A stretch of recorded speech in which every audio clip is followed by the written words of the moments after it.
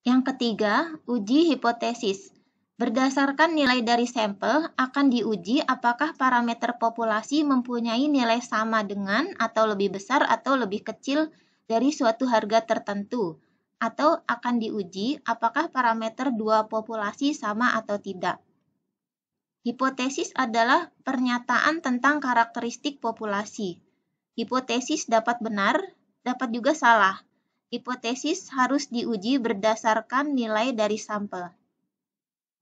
Uji hipotesis satu arah dan dua arah. Ada dua macam pengujian hipotesis, yaitu uji hipotesis satu arah dan uji hipotesis dua arah. Uji hipotesis satu arah adalah suatu uji hipotesis statistik yang hipotesis alternatifnya bersifat satu arah, seperti H0, theta sama dengan theta 0 dan H1 theta lebih besar dari theta 0.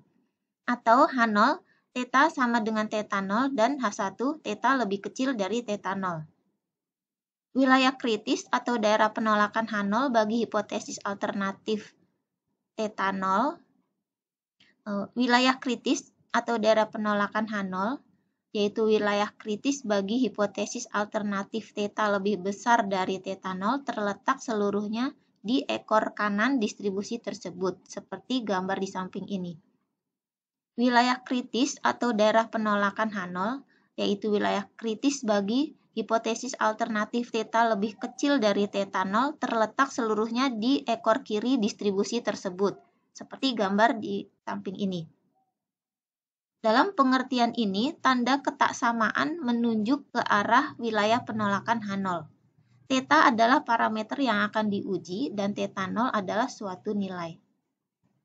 Uji hipotesis dua arah adalah uji hipotesis statistik yang alternatifnya bersifat dua arah, seperti H0, theta sama dengan theta 0 dan H1, theta tidak sama dengan theta 0. Uji ini disebut uji dua arah karena daerah penolakan H0-nya menjadi dua bagian yang ditempatkan di masing-masing ekor distribusi statistik ujinya.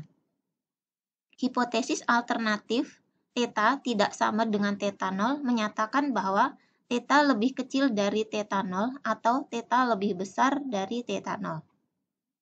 Daerah penolakan dapat dilihat pada gambar ini, yaitu di samping kiri dan kanan dengan luas atau probabilitas masing-masing alfa per 2.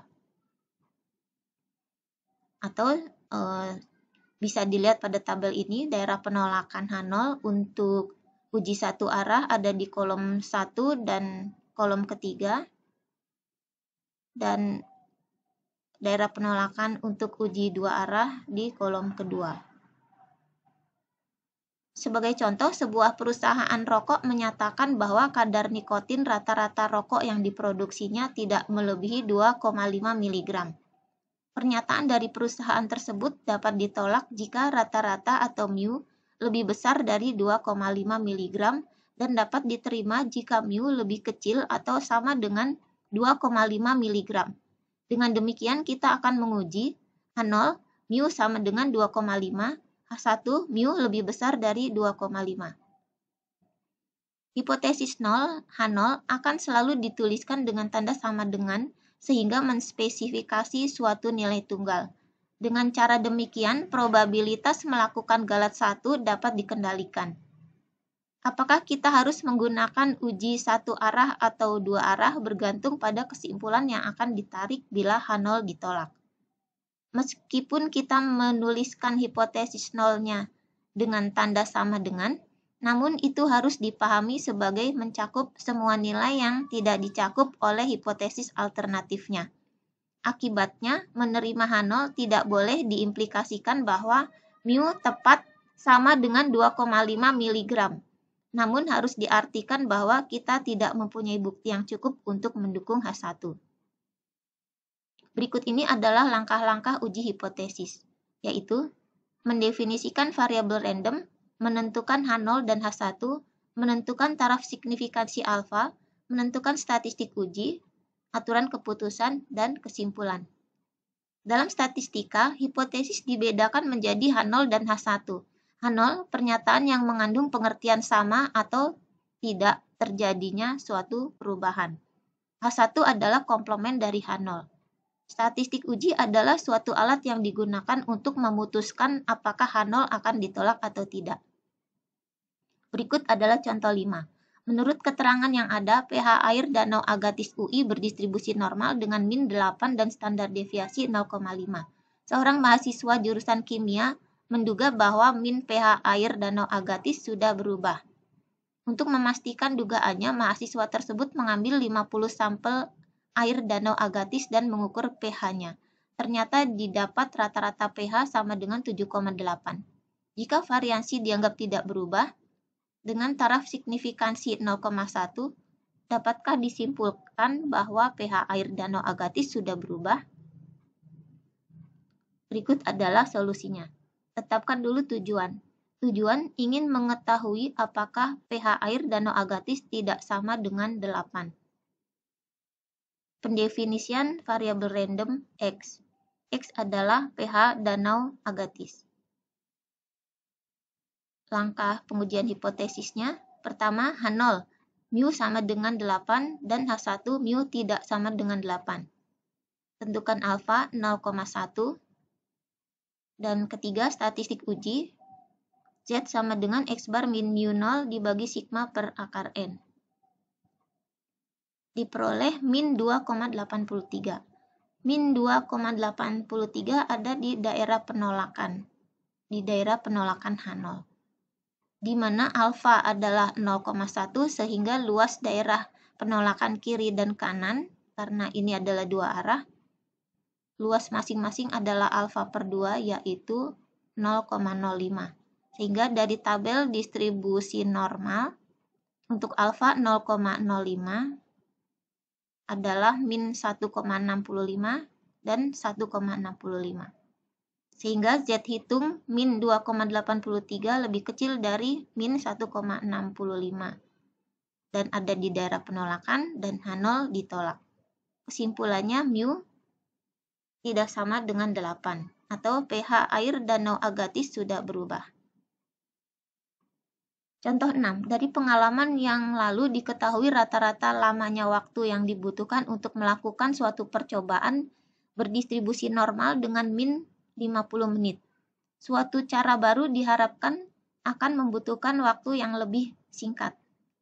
Untuk membuktikan apakah benar bahwa cara baru membutuhkan waktu yang lebih singkat, dilakukan 12 percobaan dengan cara baru dan didapat rata-rata waktu yang dibutuhkan adalah 42 menit dengan standar deviasi 11,9 menit. Dengan kepercayaan 95%, dapatkah disimpulkan bahwa cara baru membutuhkan waktu yang lebih singkat? Solusi, tetapkan tujuan.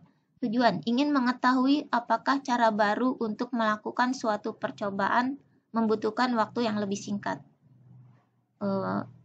Definisi dari variabel random X. X adalah lamanya waktu yang dibutuhkan untuk melakukan suatu pekerjaan. Berikut adalah langkah-langkah pengujian hipotesis. Perlu diperhatikan bahwa N atau ukuran sampel pada contoh ini adalah 12, lebih kecil dari 30, dan standar deviasi dari sampel diketahui, maka kita gunakan statistik uji berdistribusi T atau statistik uji T yang dibandingkan dengan nilai dari T tabel. T tabel kita lihat pada alfa 0,05 dan standar dan derajat bebas 11, yaitu derajat bebas adalah N-1. Sehingga nilai T tabel untuk alfa 0,05 dan derajat bebas 11 adalah min 1,796. Sehingga T hitung lebih kecil dari T tabel dan H0 ditolak. Kesimpulannya, mu lebih kecil dari 50 menit atau cara percobaan yang baru membutuhkan waktu lebih singkat. Contoh 7 dapat dipelajari sendiri bahwa di sini N lebih besar dari 30 yaitu ukuran sampel 40 dan standar deviasi dari populasi tidak diketahui. Untuk N lebih besar dari 30 dan standar deviasi populasi tidak diketahui, kita menggunakan standar deviasi sampel. Dan statistik ujinya adalah Z yang akan dibandingkan dengan tabel distribusi normal. Contoh ini juga bisa dipelajari sendiri. Tugas bisa dikerjakan dari buku Walpole nomor sekian. Dan ini adalah tabel untuk melihat statistik uji Z dan T. Dan ini adalah catatan, bisa diperhatikan dan dibaca sendiri. Video ini diproduksi oleh Program Studi Statistika Departemen Matematika FMIPA UI dengan bantuan dana DP ASDP.